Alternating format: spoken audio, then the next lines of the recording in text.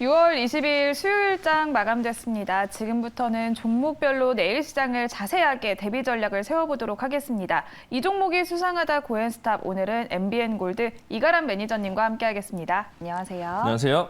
네, 오늘도 이가람 매니저님과 함께 마지막 순서로는 종목 상담 도와드리도록 하겠습니다.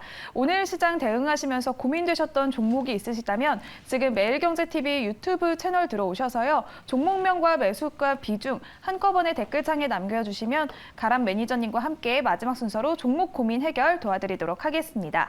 먼저 첫 번째 순서로는 6월 8일에 소개시켜 주셨던 CJ 프레시웨이 공략주 리뷰부터 해보도록 하겠습니다. 저번에도 잠깐 저희가 수익률 또 좋게 나와서 네, 맞아요. 리뷰를 했었는데요. 지금도 그래도 잘 버티고 있는 종목이죠. 네, 그렇죠. 지금 뭐 시장에 계속 빠지고 있는 상태에서 CJ 프레시웨이 같은 경우 음식 업종이거든요. 네. 음식 업종들이 미국 내에서도 필수 소비재들이 강하고 계속 음식 소비재 쪽에서의 강세가 있기 때문에 국내에서는 지금 CJ 프레시웨이가 약간 그런 역할을 하고 있는 것 같습니다. 그래서 제가 지난번에도 설명드렸지만은 지수가 좀 약하고 증시가 펀더멘털 약해지고 있는 이런 상태에서는 계속적으로 뭔가 이런 필수 소비자 관련 쪽으로 음식료 쪽에다가도 관심을 가져보시면 좋을 것 같다라고도 말씀드렸었는데 오늘은 심지어 한번 올라갔다 내려왔어요. 그래서 전고점 자리까지 한번 찍어내주는 거의 42,000원대에 가까운 상승세를 보여줬던 종목이기 때문에 만약에 지금 시장에서 문제가 뭐냐면 반대 매매가 굉장히 많다 보니까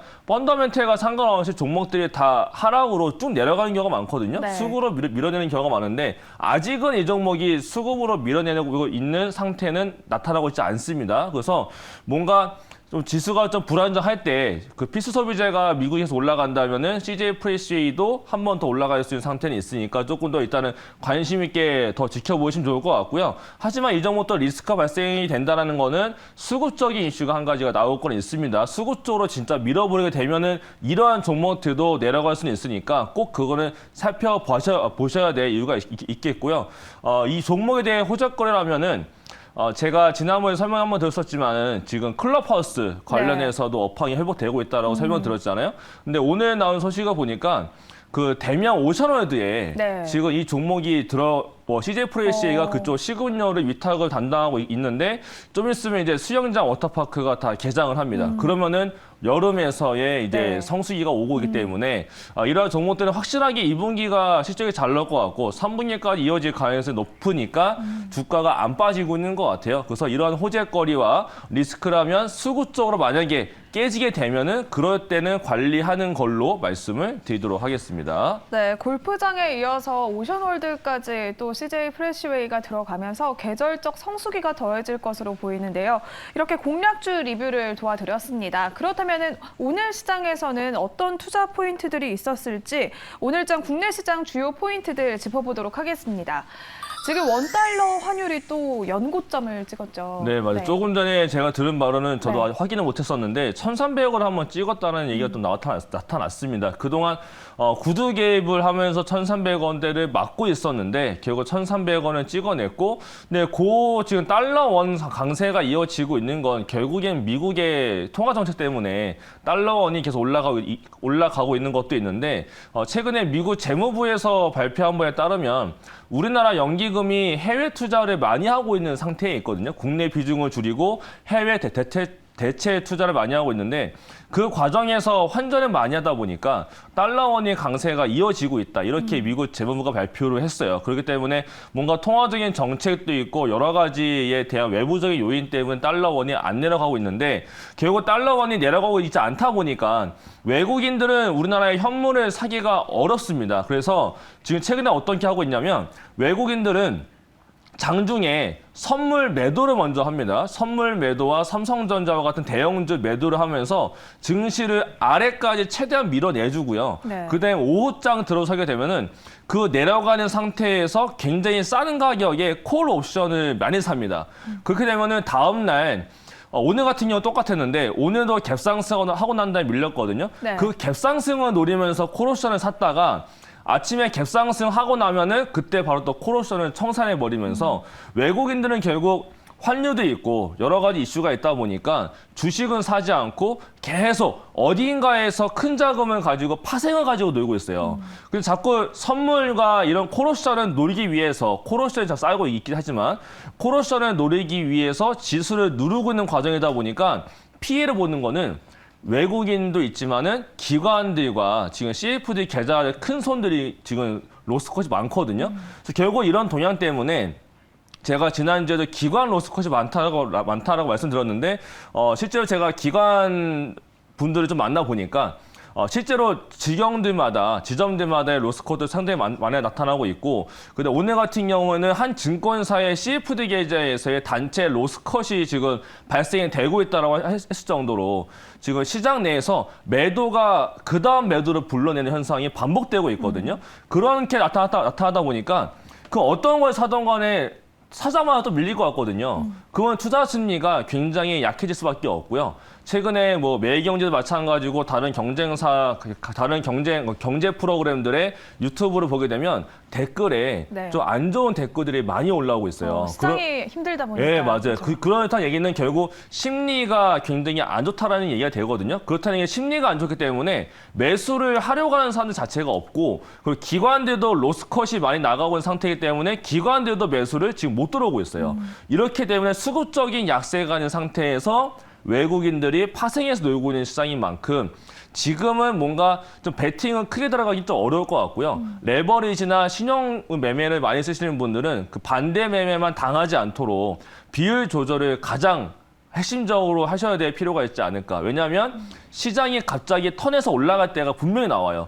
그때 반대 매매에 따라서 자금이 없게 되면 그때 할 수 있는 게 없습니다. 그러니까 최대한 지금은 포트폴리오의 비중을 좀 줄여보시면서 비율 조절하는 거에 집중을 해보시면 그 다음 시장에 대한 대응도 가능하시니까 여기에 포인트를 주시는 게 가장 좋을 것 같습니다. 네, 포트의 비율을 조정하는 게 좋을 것 같다. 또 매도가 또 다른 매도를 부르고 있는 이렇게 힘든 시장이 이어지고 있는데요. 그렇다면 이런 시장 속에서는 내일 시장 또 어떤 종목을 공략하면 좋을지 내일 시장 공략주도 바로 알아보도록 하겠습니다. 먼저 키워드부터 열어볼게요. 수출 기대감, 기관 순매수라고 해주셨는데요. 좀 전에는 기관이 또 로스컷을 보이고 있다라고 말씀을 하셨는데 기관이 순매수하는 종목은 무엇일까요? 그 기관들이 로스컷 나가고 있고 기관 자금이 들어오지 못하는 상황 속에서도 네. 기관들이 연속적인 순매수를 보이고 있는 종목들이 있어요. 네. 결국 그러한 종목들은 밀려 내려가도 가장 빠르게 올라올 수 있는 포인트가 생기거든요. 사실 오늘은 내일만 놓고 봤을 때 단기 투자 종목을 골라본다면 원숭이 두창 관련된 종목이 가장 유망해 보이긴 합니다. 근데 네. 오늘 너무 많이 올랐어요. 많이 올라간 상태에서 제가 이 시간에 나와서 내일 이 종목을 좀 공략해보자거나 앞으로 좋아질 거다라고 말씀드리기가 좀 어렵거든요. 물론 일정은 이제 WHO가 현지 시간은 23일 날 이제 검토 중인 게 있기 때문에 그 발표에 따라서 한 번 더 움직일 수가 있을 것 같은데 그러한 종목들을 말씀을 드리기보다 이제 조금 더 이제 또 그런 종목들보다도 좀 안정적이겠지만 그렇다고 해서 이벤트가 없는 그런 종목이 아니라 약간 모멘텀도 있는 수출 기대감이 좀 있다라고 말씀드리겠고, 수급적으로도 지금 같은 상황에서도 기관들이 연속적으로 들어오고 있는 종목이기 때문에 여기에도 한번 관심을 가져보시면 좋겠습니다. 네, 어떤 종목일지 종목명 바로 공개해 보도록 하겠습니다. 종목명은 현대로템이네요. 사실 종목만 듣게 되면요 엄청 무겁다라고 생각이 드실 거예요. 현대로템 올라봐봐야 얼마나 올라가겠냐라고 생각하시겠지만 지금 시장은 최대한 뭔가 새로운 걸 하신다면 정말 빠르게 올라가고 급하게 올라갈 종목을 찾기보다 제 생각에는 뭔가 좀 덜 잃을 수 있는 거, 밀려도 덜 밀릴 수 있는 거, 약간 조금 더 안정적으로 일단 사이즈 종목들로 구성해놓고 있다가 시장이 좀 빠르게 돌아선다. 그때 조금 베팅하는 종목으로 바꿔내시는 게 좋기 때문에 일단은 좀 무겁게 움직일 수는 있겠지만 그래도 조금 더 안정적일 수가 있다라고 말씀드리겠고요. 모멘텀이 있다면 이번 달이었죠? 이번 달에 한번 요 폴란드 쪽에 K2 전차 수출 관련된 뉴스가 한번 올라왔습니다. 그 다음에 공시가 나타났었는데 그 공시에서 아직 확정된 건 없고 검토 중이다라고 멘트는 했어요. 그렇다면 한 달 뒤에 재공시를 하겠다라고 했습니다. 그러면 여기는 정확히 안 나왔지만 7월 7일 날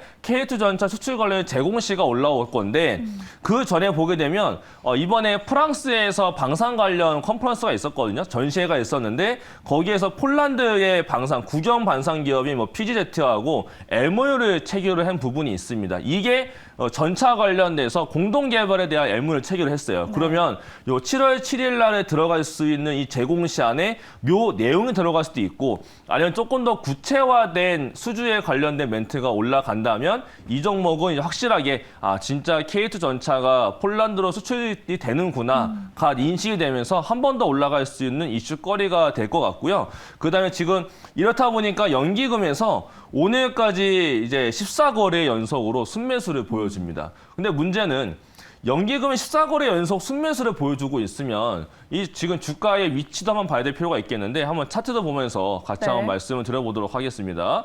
차트에 보시면 14거래이잖아요. 그러면 14거래이면 이때부터 사가지고 사고 있다는 얘기거든요. 연기금이 들어왔는데 밀리고 있어요. 그럼 뭘까요?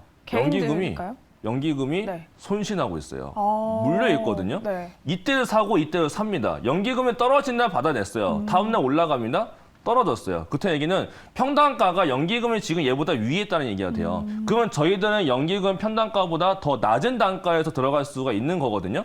그 연기금이 사고 있다는 얘기는 결국에 뭔가 정확한 수축 모멘텀이 있을 가능성이 저는 더 높다라고 추정을 해볼 수가 있을 것 같습니다. 그래서 오늘 좀 많이 밀려 내려왔어요. 어제까지는 굉장히 좋게 버티고 있을 정도로 시장과 다른 모습을 보여주고 있었는데 오늘은 지금 중소형주들에서의 로스컬이 너무 많다 보니까 중소형 종목에서의 매도가 너무 많이 나왔고 거의 뭐 오늘은 밀린 게 안 밀린 게 없을 정도로 다 내려왔다 보니까 이전부터 결국 막판에 밀려 내려오면서 4%대의 마이너스를 보여줬어요. 근데 오늘 IT나 다른 정보들 보시게 되면 평균 마이너스가 거의 9%예요.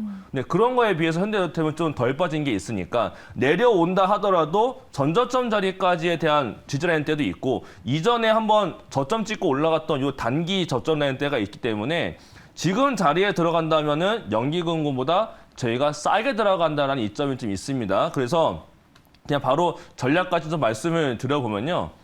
이 종목 같은 경우는 뭐 내일 시초가로 들어가셔도 크게 문제가 되지 않을 것 같습니다. 시초가로 말씀을 드리겠고, 근데 목표가 같은 경우는 제가 21,800원이면은 요 위에 큰 장대 음봉 나오기 직전 가격이 됩니다. 요 정도까지 올라오게 되면은 일단은 저항가가 한번 나타나기 때문에 여기를 목표가로 두시고 손절가는 좀 짧습니다. 제가 18,800원으로 설정해 드리는 이유가 요게 전저점 자리가 19,000원대가 돼요. 이거 깨게 되면은 조금 흐름 자체가 둔화로 될 가능성이 높으니까 18,800원 정말 짧은 자리로서 단기 관점으로 지켜보시면은 한번 시장 반등 나갈 때 연기금 매수에 따라서 올라갈 수 있는 종목이 되니까 단기 관점으로 한번 관심 있게 보시면 좋을 것 같습니다. 네, 내일 시장 공략주는 현대 로템입니다. 지금 시장에서는 변동성이 큰 종목보다는 조금 더 덜 밀릴 수 있는 안정적인 종목을 얘기를 해주셨는데요. 수출 모멘텀도 있고 또 기관이 계속 순매수를 하고 있기 때문에 목표가는 21,800원, 손절가는 조금 짧게 잡았습니다. 18,800원으로 가격 전략까지 참고해 주시면 좋을 것 같습니다. 그러면 오늘 시장에서 핫했던 10가지 종목들 고엔스탑도 바로 알아보도록 하겠습니다. 먼저 인기 검색 키워드입니다. 첫 번째로는 반도체 대장이고요. 두 번째는 2차 전지, 사료주와 게임주, 해운주, 조선주, 반도체 기판과 우주항공, 원숭이 두창, 원전 관련주까지 자리를 했습니다. 그러면 바로 종목명 공개해 보도록 하겠습니다. 네, 여기서는 첫 번째로 SK 하이닉스 오랜만에 살펴보도록 하겠습니다. 디램 가격이 떨어질 것이다라는 또 이야기가 나오면서 SK 하이닉스도 오늘 계속 지지부진한 모습을 보여줬는데요. SK 하이닉스는 내일 시장에서 고일까요, 스탑일까요? 하이닉스라는 대형 종목을 우리나라의 대표적인 종목을 제가 스탑 의견 말씀드리기 좀 어려울 것 같고 이 종목은 제가 고 의견을 드리도록 하겠습니다. 다만 이 종목은 고 의견 드리는 게 단기 관점은 아니고요. 좀 길게 봤을 때는 결국은 업황이 좀 회복은 가능해질 거거든요.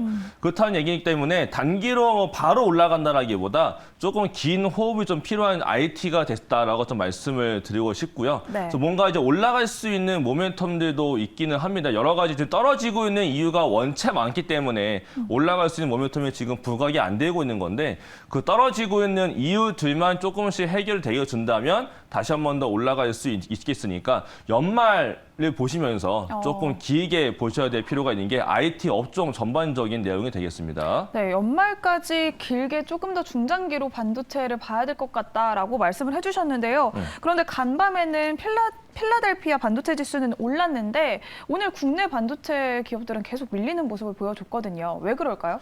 그게 지금 IT 업종에 대한 부분도 있지만요. 일단 국내적인 것만 말씀을 드려보면 환율이 제가 방송 초반에 말씀드린 것처럼 1,300원대까지 이제 올라가는 모습을 보여줬습니다. 그렇다는 얘기는 외국인들이 현물, 그러니까 주식을 사지 못하는 환경이 있거든요. 그러면 그 와중에서 외국인들 사지 못하면 매도만 한다라는 얘기가 되는 건데 결국 외국인 자금이 유출된다는 얘기가 됩니다. 그러면 그 나가는 것만큼 누군가 사줘야 되는데 제가 설명드린 것처럼 지금 기관들이 돈이 없다 보니까 못 사요, 그만큼. 그 나가는 것만큼 못 사는데 그 강력하게 그러면 자금을 갖고 오면 되는 것이 아니냐.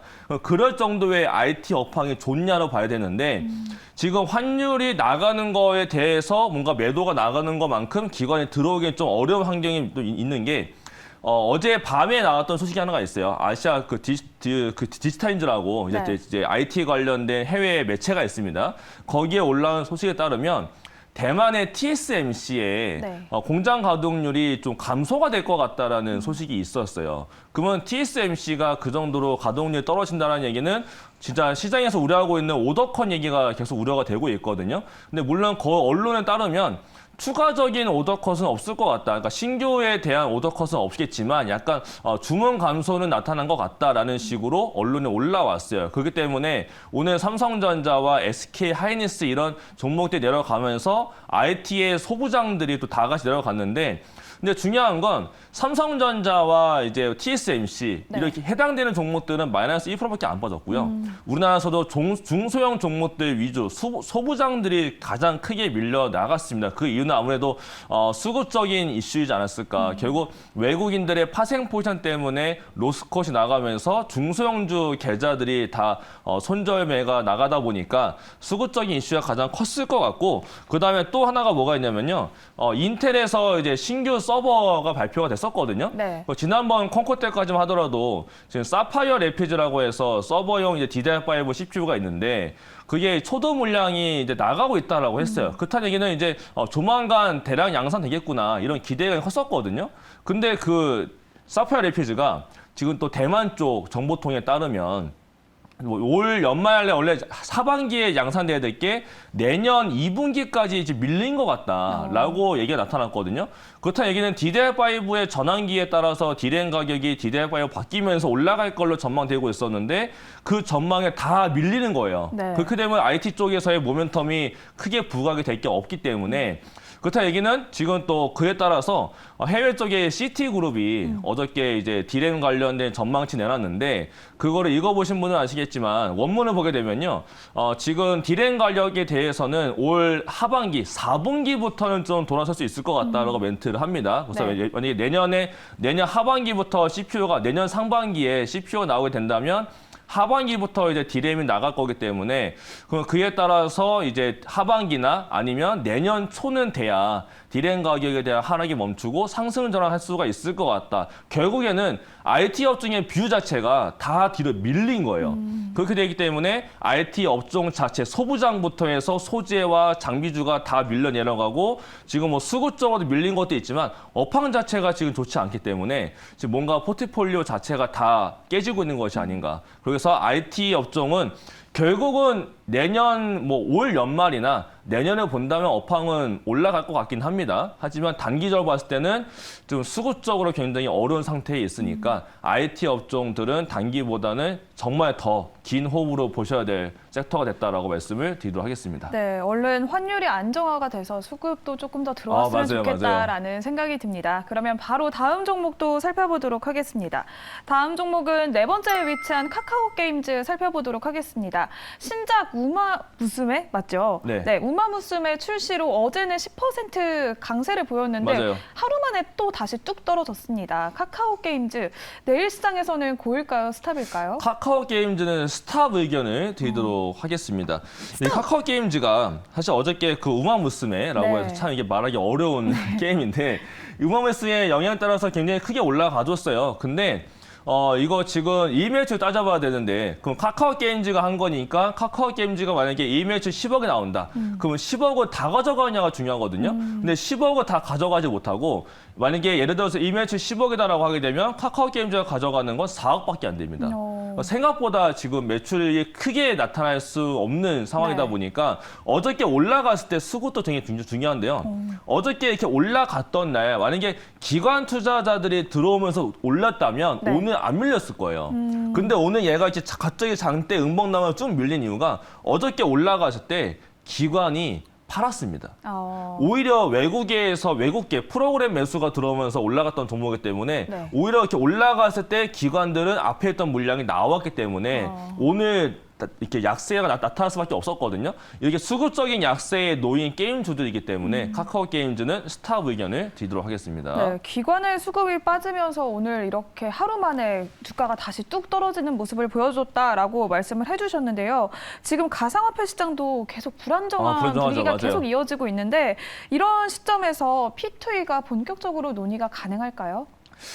P2E가 사실 논의가 좀 돼야 게임 산업이 좀 살아서 올라올 수가 있을 네. 것 같은데 근데 우리나라의 문화적인 상황들에서 살펴봤을 때 P2E라고 하게 되면 젊은 분들은 뭐 코인이 뭐 어때서라고 생각하시겠지만 이 코인에 대한 문화와 P2E에 대한 문화를 이해하지 못하시는 분들 같은 경우는 이거를 일종의 한 가지 도박성으로 보실 만한 분들 좀 꽤나 계세요. 네. 그렇기 때문에 뭐 그게 코인이 비트코인이나 이런 가상화폐들이 진짜 자산이 될 수는 있겠느냐 이런 보수의 관점이 원체 많은 또 우리나라이기 때문에 P2E가 본격화가 되려면 일단 코인 시장 자체가 조금 더 안정세는 필요할 것 같습니다. 지금 우리나라 같은 경우는 루나 코인 자체가 문제가 되면서 크게 좀 논란이 됐었고 이 심지어 해외에서도 논란이 될 정도로 문제가 크고요.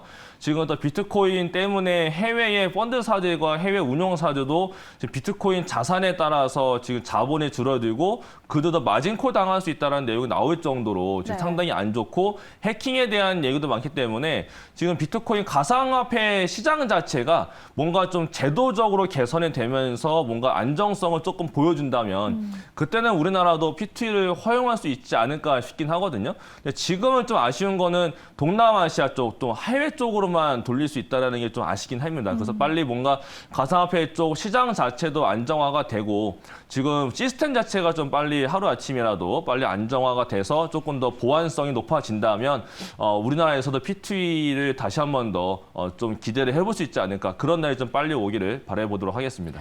네, 정말 계속 어느 시장이든 다 불안정한 모습이 이어지고 맞아요. 있어서 정말 투자자분들의 많은 고민이 있을 것 같다라는 생각이 들고 있습니다. 바로 다음 종목도 살펴보도록 하겠습니다. 다음 종목은 6번째에 위치한 삼성중공업인데요. LNG선을 국내에서 최대 규모로 또 이번에 수주를 계약을 체결을 했는데요. 삼성중공업은 내일 시장에서는 고일까요? 스탑일까요? 그 의견을 드리도록 하겠습니다. 최근에 시장을 이기고 있는 종목 중에 하나가 네. 업종 자체가 조선업종이 지금 이겨내고 네. 있어요. 그래서 오늘 삼성중공업도 지금 수주 모멘텀이 들어오다 보니까 무려 14척이 됐거든요. 규모는 3조 원대가 됩니다. 네. 그래서 굉장히 크게 올라갔었는데 시장에 좀 빠지면서 막판에 같이 밀려 내려왔어요. 근데 삼성중공업 말고 기자재를 본다면 한국카본은 오늘 신고가를 갔습니다. 네. 그리고 동성화이트 또 올라왔었고 그다음에 지난번 제가 이 시간에 말씀드렸던 태광이랑 성광밴드 이런 피팅 업체들도 오늘도 올라갔어요. 이런 시장에서도 올라갔단 말이에요. 이게 결국에는 조선기자재들이거든요. 네. 결국 조선 쪽의 업황에 대한 기대감이 굉장히 큰 상황이라서 지금 삼성중공업도 지금 최근에 턴어라운드에 대한 기대감에 다시 한 번 더 들어가고 있는 구간이기 때문에 삼성중공업은 그 의견을 드리도록 하겠습니다. 네, 이렇게 LNG선 수주가 14척이나 수주를 한 거는 정말 대단한 거잖아요. 맞아요. 그래서 이렇게 조선 기자재도 계속 수혜를 입을 수 있을지 또 주목해 보면 좋을 만한 종목은 뭐가 있을까요? 지금 카타르에서 나와야 될 수주받아야 될 물량이 굉장히 많이 있어요. 근데 네. 그중에서 오늘 나왔던 건 14척이 나왔고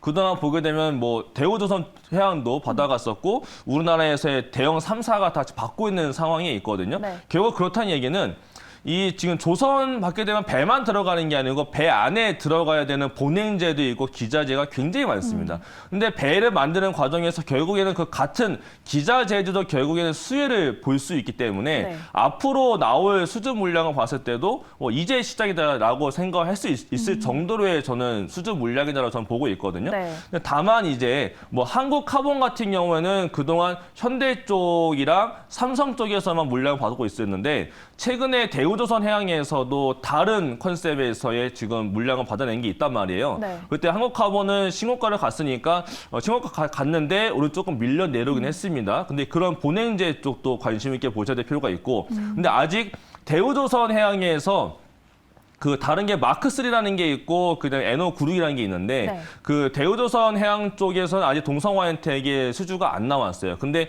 시장에서는 그쪽에 대한 기대감이 좀 있긴 하거든요. 만약에 동성화현택도 대우조선 해양에서 수주를 받는다라고 하게 되면 이번에 13,000원대에 박스권도 있는데 그거 돌파할 가능성도 좀 있다라고 보고 있거든요. 네. 그렇기 때문에 동성화현택 이런 본행제도 굉장히 좋고요. 그다음에 HSD 엔진이라는 종목도 있습니다. 네. 그 종목은 이제 구두주 배정 유상증자를 진행하고 있고 내일까지 사게 되면 아마 유상증자에 참여가 가능할 텐데 그 HSD 엔진이 지금 차트 같이 볼 수 있으면은 같이 보였으면 좋을 것 같은데요. HSD 엔진 같은 경우에는 차트 나오네요. 네. 자, 구두주 배정 이후에 밀렸습니다. 그렇다는 얘기는 보통 유상증자할 때 구두주 배정은 악재로 인식이 많이 돼요. 밀려 내려왔어요. 그러면 진짜 악재면 못 올라가고 쭉 내려가거든요. 근데 이 종목은 내려간 다음에 다 회복하고 오늘까지 올라갔던 종목인 게 구두주 배정이라는 것 자체를 좋게 보는 거예요. 그래서 만약에 참여하게 돼서 들어가게 되면 지금 공모청약이랑 똑같은 거기 때문에 단가가 더 내려가지거든요. 네. 그 공모청에 참여하게 되면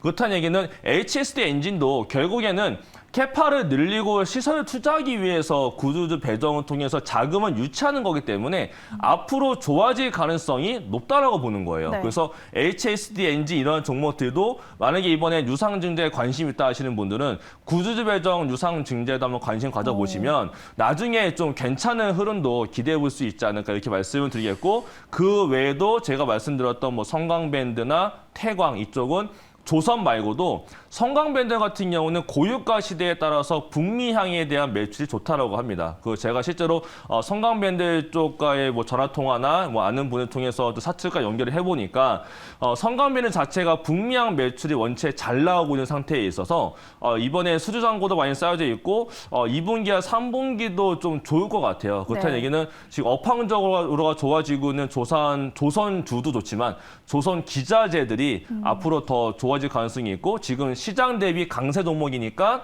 이쪽 종목에도 조금 더 관심을 가져보시면 더 좋을 것 같습니다. 네, 이렇게 조선업은 그래도 조금 더 전망이 밝게 보이는데요. 근데 제가 지금 드는 생각이 네. 중국에서 또 저가 공세를 할 수가 있잖아요. 그렇죠. 그건 어떻게 보시나요? 근데 중국이 배를 만들다가 좀 문제가 생겼던 경험들이 과거에 좀 많았어요. 그래서 이번에 실제로 네. 5월 달까지를 보게 되면 1월부터 5월 달까지 수주 받은 걸 따져보니까 중국을 제치고 우리나라가 1위에 올라갔다라고 합니다. 네. 그런 거 봤을 때 옛날에는 중국이 저가 공세로 들어왔는데 그 배들이 건조되고 나서 보니까 너무 문제가 많은 거예요. 그래서 중국 거를 못 써먹겠다라고 네. 해서 다시 이제 한국 쪽으로 돌아서고 있는 모습이기 때문에 그 옛날과 같은 모습은 나타나지는 않을 것 같습니다. 역시 품질에서 대한민국이 짱이죠, 최고다. 맞습니다. 라는 네, 생각이 맞아요. 듭니다. 그러면 바로 다음 종목도 살펴보도록 하겠습니다. 다음 종목은 10번째에 위치한 G2파워 살펴보도록 하겠습니다. 정부에서 원전을 계속 밀고 있는데요. 그래서 오늘도 G2파워도 강세를 보여줬습니다. G2파워는 내일 시장에서 고일까요? 스탑일까요? G2파워도 저는 고 의견을 드리도록 하겠습니다. 네, 물론 G2파워는 중장기는 아니고요. 네. 단기적인 관점이다라고 말씀을 드리겠고요. 네. G2파워 같은 경우도 그동안 많이 내려왔다가 최근에 원전 이슈 받으면서 많이 올라가지고 뭐 신재생 관련 쪽으로 엮이면서 올라갔던 종목 중에 하나였습니다. 그래서 뭔가 장중에 정고점은 뚫을 것처럼 올라갔지만 막판에 밀려 내려왔는데 원전 관련해서 나올 내용들이 좀 많을 것 같아요. 이번에 산업부 장관 같은 경우도 체코하고 폴란드에 이제 출장을 가거든요. 근데 체코와 폴란드에 출장을 간다는 얘기는 제가 조금 전에 폴란드 관련해서 방산 관련 말씀드렸는데 네. 방산 관련 말고도 그 산업부 장관이 체코와 폴란드에 가는 이유가 제가 생각하기에는 나온 건 아닙니다. 제 생각입니다. 제 생각에는 체코와 폴란드의 교집합이 뭘까를 봤을 때 원전이에요. 네. 그럼 우리나라가 수출을 하겠다라고 했는데 체코 원전에 대해서 뭔가 기대감이 있는 상태에서 폴란드까지 지금 그 원전 이슈가 붙고 있거든요. 네. 그때 산업부 장관이 폴란드와 체코에 뭔가 지금 갔다 오고 나면 어떠한 멘트가 한 번 더 나타날 수 있지 않을까. 이렇기 때문에 원전에 대한 모멘텀도 아직은 남아있다라고 보여지고 또 하나가 제가 단기로 말씀드린 이유가 최근에 올라갔던 이유도 보게 되면 다른 원전 종목들은 얘처럼 가는 게 없어요. 네. 혼자 올라가죠. 제가 봤을 때 뭔가 좀 개별적인 이슈가 더 있지 않을까 싶은데 유동 물량 자체가 200만 주밖에 안 됩니다. 네. 근데 최근에 올라갔던 종목들 보게 되면 뭐 무증 관련돼서 올라갔던 종목들이 굉장히 많았었거든요. 네. 이 종목도 지금 유동 물량 자체가 얼마 안 되고 부채 비율이 낮으면서 유보 자체가 굉장히 큰 종목이에요. 그러다 보니까 물론 이게 무증을 하겠다 이런 건 아니고 네. 뭔가 시장 내에서는 그런 컨셉, 그런 재무 구조를 가지고 있는 종목들이 최근에 올라가다 보니까 G2파워도 원전 플러스로 해서 뭔가 다른 개별적인 이슈에 대한 기대감이 있지 않을까 이렇게 추정이 되고 있어서 이 종목은 단기 관점에서만 그 의견을 드리도록 하겠습니다. 네, 말씀해주신 것처럼 G2파워는 이렇게 개별적 이슈가 있을 것 같아서 혼자만 이렇게 올라가는 모습을 보여줬는데요. 정부에서 원전 관련 정책을 발표한 후에도 계속 종목별 내에서는 등락이 계속 달라지고 있는 모습이거든요. 그중에서는 그럼 옥석을 가려낼 수 있는 방법이 뭐가 있을까요? 예전에 우리나라가 이제 폴란드 말고 다른 나라에 이제 원전을 수출한 적이 있었습니다. UAE한테. 그때 들어갔던 컨소시엄 종목들이 있어요. 네. 그럼 결국에는 옛날에 결국 정부 같은 경우는 새로운 기업을 컨소시엄에 넣기보다 기존에 들어가서 확실하게 능력치가 검증이 된 기업들하고 거래를 많이 한단 말이에요. 네. 그러면 기존에 들어갔던 컨소시엄이 어떤 기업들이 그동안 들어갔었는지 파악을 하시면은 이번에 수출 모멘텀이 붙을 때 수출 관련해서 뭐 가능성이 조금 더 가시화됐다라는 뉴스가 올라오게 되면 이전에 컨소시엄에 참여했던 기업들 위주로 해서 올라갈 가능성이 있고요. 네. 그다음에 요즘에는 리포트가 나오게 되면 원전하게 되면은 다 테마 종목 아니야라고 해서 리포트가 안 나올 것 같았는데 네. 최근에 원전 쪽에서도 리포트가 나왔던 경험이 있거든요. 그럼 그들의 리포트가 다시 한번 나오게 되면 리포트가 나온 날도 시초가부터 올라가기도 하고 아니면 그날 올라가다 내려온 다음에 다음날 한 번 올라가는 경우가 또 있어요. 네. 시차 두고서. 그렇기 때문에 아까 말씀드린 것처럼 컨소시엄 관련된 종목을 파악하시는 것과 그다음에 실제로 지금 미국 쪽 SMR의 그 벤더의 뉴스케이 파워의 벤더 등록이 된 종목도 있어요. BHI라고. 네. 그러한 종목에 또 미국과 협력 얘기 나타나게 되면 그 벤더 관련 쪽 그렇지 않으면 리포트가 나온 종목들 위주로 보시면은 이번에 옥석 가리기를 하실 때 조금 더 판단이 되지 않을까 이렇게 말씀을 드리도록 하겠습니다. 네, 가람 매니저님의 말씀을 좀 듣고 옥석을 잘 골라낼 수 있는 방법을 찾으셨으면 좋겠습니다. 오늘 이렇게 10가지 종목들 알아봤는데요. 고엔스탑 정리해보도록 하겠습니다. 한일사료와 카카오게임즈, HMM, 대덕전자는 스탑 의견 주셨고요. 나머지 종목들은 고 의견인 점 참고해 주시면 좋을 것 같습니다. 그러면 이제 종목 상담을 도와드리도록 하겠습니다. 하단에 자막으로 올라온다고 하는데요. 첫 번째는 사막 콘덴서입니다. 매수가는 7만 원에 비중은 20%라고 하십니다. 지금 시간 관계상 조금 짧게 도와드려야 될 것 같은데요. 사막 콘덴서. 네. 7만 원에 지금 자리면 사실 대응하기가 좀 어렵고 네. 반등 나간다 하더라도 이 자리까지 다시 올라가기에는 좀 시간이 많이 걸릴 것 같아요. 근데 비중이 20%이시면 사실 지금 자리에서 뭔가 대응하기가 어렵고 결국 다 시장 빠지고 수급 빠지면 밀려 내려온 거거든요. 네. 그렇다는 얘기는 일단은 좀 지켜보신 다음에 이번 주나 다음 주 내로 시장이 하락에 멈추고 반등 나갔을 때 5만 원 자리에 오게 되면은 일정 부분 절반이라도 일단 현금화 하신 다음에 그 시장에서 강한 종목으로 교체하는 방법으로 좀 말씀을 드려보도록 하겠습니다. 네, 사막 콘덴서는 지금 너무 많이 빠져있기 때문에 5만 원 정도 올라온다면 그때는 정리를 조금이라도 하시는 게 좋을 것 같다라는 의견을 드리도록 하겠습니다. 오늘 시간 관계상 여기까지 마치도록 해야 할 텐데요. 오늘 방송이 종료된 후에도 또 이가람 매니저님의 공개 방송도 예정되어 있고 공식 밴드도 있잖아요. 소개 부탁드리도록 하겠습니다. 예, 일단은 제 네이버 밴드가 있습니다. 있습니다. 네이버 밴드에다가 이가람을 검색하시면은 이가람 NBA 골드 네이버 밴드가 나타납니다. 그곳에 오시면은 제가 핵심적인 뉴스와 지금 시장에서 어떻게 대응 전략을 해야 되는지까지 다 말씀을 드리고 있고요. 근데 오늘 밤 9시 40분에는 제가 공개 방송을 진행합니다. 지금 시장에서 종목에 대한 대응이나 포트폴리오에 대한 전략을 어떻게 짜고 들어가야 되는지, 지금 밀려 나온 상태에서 앞으로 어떻게 대응을 해야 되는지와 또 지금 잡아도 될 만한 종목들과 앞으로의 이슈거리를 정리해서 말씀드리는 시간을 가져보도록 할 테니까 9시 40분에 유튜브에 이가람 검색하셔가지고 MBN 골드 사이트나 유튜브 통해서 입장하셔가지고 많은 도움도 받아가 보시기 바랍니다. 네, 공식 밴드와 또 공개 방송 많은 참여 부탁드리도록 하겠습니다. 오늘 저희가 준비한 순서는 여기서 마무리 짓도록 하겠습니다. 오늘도 시청해주신 여러분 고맙습니다.